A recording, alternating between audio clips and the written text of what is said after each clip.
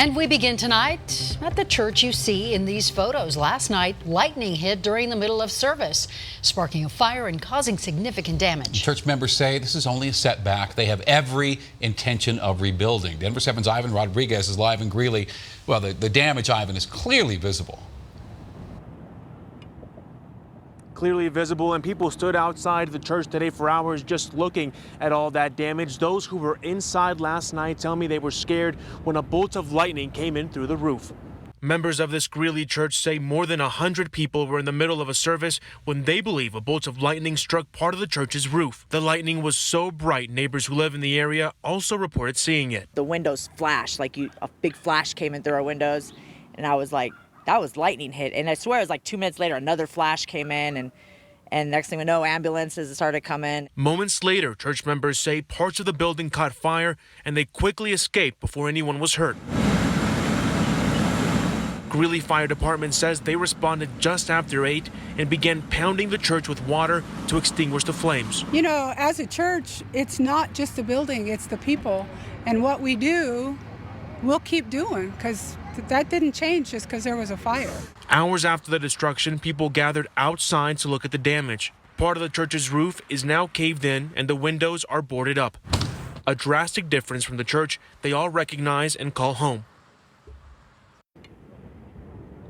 When we arrived this morning, all the church members who we spoke with say they did not want to talk on camera because their pastor advised them against it. We can now confirm, thanks to Greeley Fire, that the fire was caused because of lightning. Live in Greeley, Ivan Rodriguez, Denver 7. All right, thank you, Ivan, very much. Let's take a live look now at Denver skyline, and we've heard a little bit of thunder, little spots of rain, and this is getting into a pattern, I think. Although it's calm compared to some days that we've seen out there. Let's bring in our chief meteorologist, Mike Nelson. This vantage point looks a lot better looking toward the west from the downtown area, where skies are just partly cloudy. But farther east on the plains, we have rain coming down in the Sterling area right now, and we have some pretty good thunderstorm activity out near Akron, Colorado, where there's been a flash flood warning issued on this particular cell. Heavy rain been a lightly populated part of Washington County. Pretty good line of storms to the north up towards Sterling and down to the south along I-70, just to the west of Burlington. So back here in Denver, not much activity, a few lighter little thunder showers up in the mountains. The main story for this evening is the severe weather is going to be out in the northeast corner of the state. That's with severe thunderstorm watch is in effect until 10 o'clock tonight. So your headlines are as follows. Strong storms east of the metro, only a slight chance in Denver. And there's hotter and drier weather on the way for tomorrow. All right, sounds good. Thank you, Mike. A fireworks fight led up to a deadly 4th of July shooting in Aurora. This according to court papers released today. And tonight, Department of Corrections officer Scott Matthews is in jail and could face a homicide charge. Now, this happened near Airport Boulevard and Alameda Place. Authorities say Matthews and his wife, who is also a DOC employee, confronted a couple of their neighbors and their kids. The kids were setting off fireworks, and Matthews wanted them to stop. Well, the argument escalated and ended with Matthews allegedly shooting 36-year-old Jahari Wheeler in the chest. Matthews will be formally charged Wednesday morning, and if you're wondering why you have not seen Matthews' picture in the story, Aurora police do not want his mugshot released just yet, citing an ongoing investigation. In journalism, it is said that when a dog bites a man, it's not news. When a man bites a dog, it is. And tonight, police say a man in Boulder bit a dog, his own dog, at the Whole Foods in Pearl. They say he then flashed a knife at the officers who confronted him. Now, he's been detained. The pit bull mix is fine. In a couple hours, the city of Centennial could join the list of Colorado cities with a ban on urban camping. They're holding a public hearing tonight on this at 7 o'clock. City leaders tell Denver 7 they have not seen many encampments on city property, but a camping ban could help prevent issues from popping up in the future. There is a question plaguing our Colorado. What do we preserve and what do we demolish to make way for growth? Well, tonight, an old farmhouse is at the center of the preserve or demolish debate. And Denver 7's Liz Gilardi shows us what started as an effort to save the home could end up in a court of law. Driving by, you might not realize the history. A century-old home in Park Hill, a former farmhouse from a time when this area was a dairy farm. This is a lot of land. But instead, there's talk about tearing it down. City staff determined the home had potential to be historically significant, allowing an application to move forward that could designate the home as a landmark. The lawsuit says Denver's Landmark Preservation Commission abused its discretion and exceeded its jurisdiction. Make it look good. One neighbor we talked to believes the home is historic. Because it's old, it's been here for a long, long time. And if it was missing from there, I mean, there's something in the neighborhood that is missing. That's the oldest house here. But it's not just this house. There's a debate playing out all across Denver about preserving old buildings and what exactly is considered historic. For example, the Bonnie Bray Tavern, where the owners recently applied for non-historic status. And Tom's Diner on Colfax was recently designated as potentially historic. And the intention there is really just to provide an opportunity for there to be dialogue before places are lost forever. Annie Levinsky with Historic Denver explains few properties are ever posted as potentially eligible for landmark status. But as our Colorado grows, we could be hearing more about efforts to save our past. It's fewer than 1% that even rise to the level of potentially having historic significance. It's playing out here in Park Hill, where owners' rights intersect with a conversation about preservation, with this home's future hanging in the balance. Liz Gilardi, Denver 7. All right, so let's hear from you. Should the house stay? Should it go? And do you have a similar issue in your own neighborhood? Email us at ourco@thedenverchannel.com. You can always join the conversation on the Denver Channel Facebook page.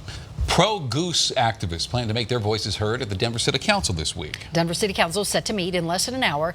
Now, the topic of geese, not officially on the agenda, but we often see community concerns brought up at these meetings. And we first brought you a 360 look at the issue last week. Denver Parks and Rec crews rounding up geese and killing them. That meat then being used to feed needy families. Well, the city says the roundup helps control the population, which they say causes problems at city parks. Concerned residents say the city is overstepping its boundaries.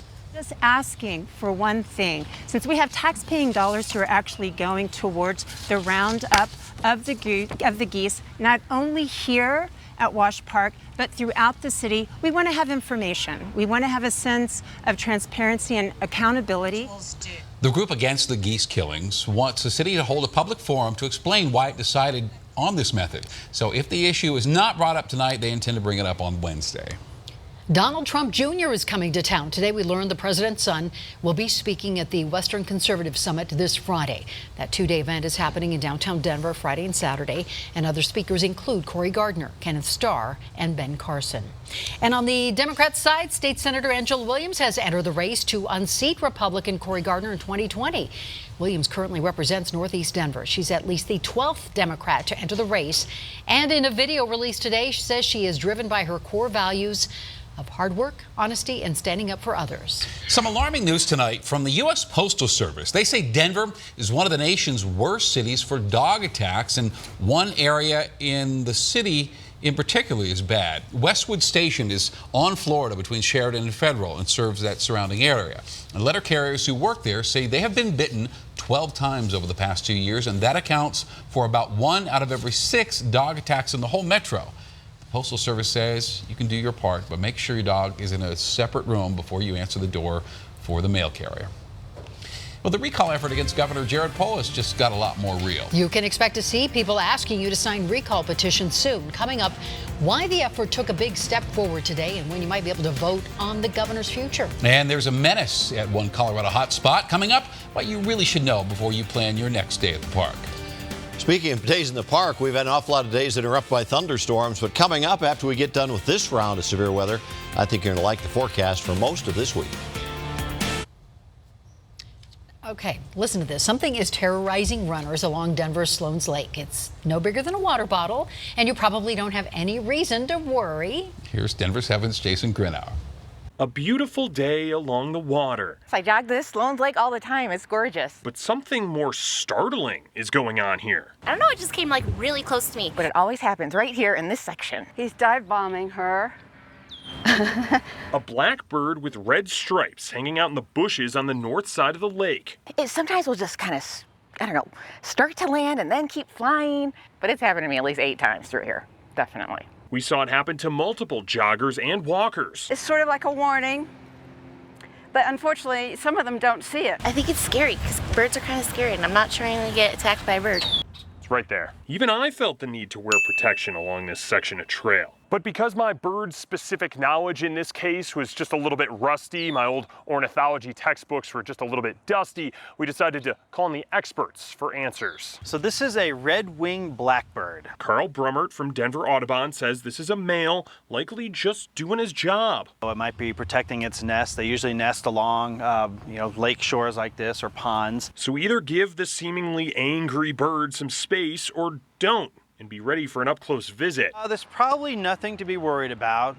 As you can see, it's a pretty small bird. It's not like a hawk that has those sharp talons that could do some damage to your head. Now I'll run and cover my head, and so other people will say to me the same thing. Oh, they land on your head too. And I say, yes. At Sloan's Lake, I'm Jason Grenauer, Denver 7. Hey, it's their territory, right? Do beware. Today is the first day to file a recall petition against Governor Jared Polis, and yes, it's already happened.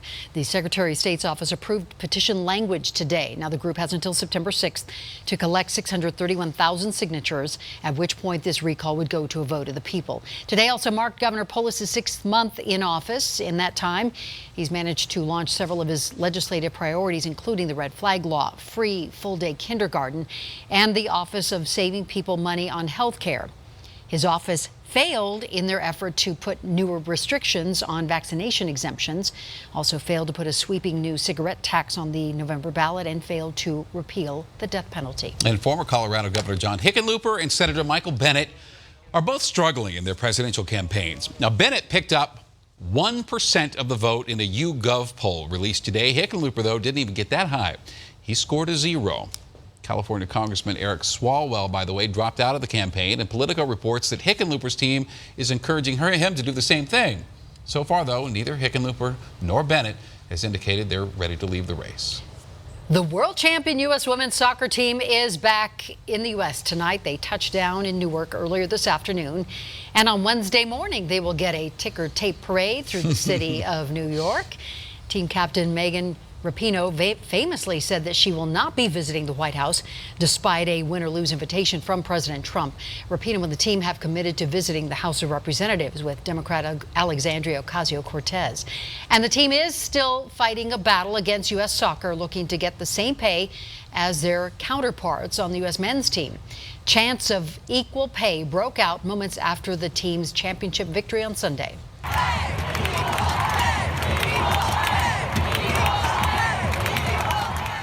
And in case you're wondering, here are some pretty staggering numbers from the Action Network, a betting website. They say the women's team made about $250,000 each for winning the World Cup. The men would have made $1.1 million each if they had won. And as you know, they did not even qualify. Wow. We have a Contact 7 consumer alert tonight about a growing financial trend: wedding loans. Online lenders say so-called wedding loans are being issued 4 times as quickly as they were last year. Couples and their families are feeling the pressure to go big on the big day, borrowing an average of $16,000, which they have to pay off in about 3 years. You know, we want to be able to give her a nice wedding, a nice reception, and so we decided to borrow the money. Since these wedding loans are not the same as personal loans, there's really nothing inherently predatory about them, but financial experts say loans in general are a bad idea. Their advice: just save up and pay for it in cash. There have been aftershocks throughout the day in Southern California, and there are questions about whether we'll see a quake more powerful than the 2 large ones that hit last week. People who live in the area are being told to prepare for the big one. Stock up. And what we want you to stock up on is the same things that you purchase every time you go to the market. Buy some bottled water, buy 2 cases, 1 case that you're consuming and 1 case that's in reserve. And we just checked, and there have been about 5,300 earthquakes in the region in the past 7 days. Via Twitter, seismologist Lucy Jones estimated that there's a 9 in 10 chance Friday's quake is the largest one that we will see in that California region. Yeah, that was done at 7.1, and so thank unsettling. goodness there have been no major injuries for that thing. Thank goodness. scary stuff. It All right, is let's indeed. talk about our weather, Mike. What's going on It's out going to be there? a little less scary around here. We'll have dry weather this evening in the Denver area, while there'll be some thunderstorms on the eastern plains. Mid-70s at 7 o'clock, mid-60s by 11 p.m. As far as today, we hit the mid-80s. 84 was the high, 59 the low. The normals are 89 and 58. Right now, 79 downtown and 77 at the airport. Pressure's rising slightly. Winds are out of the north-northeast at 8 miles per hour. I want to show you some scenes around the area. This is what it looked like in Denver starting about 2 o'clock this afternoon. A few light little thunderstorms had moved through the area. Then our skies went over to partly cloudy. Meanwhile, out on the eastern plains, this is a heavy rain-producing storm that prompted a flash flood warning just south of Akron, Colorado in the last hour or so. And you can see that storm has moved away, but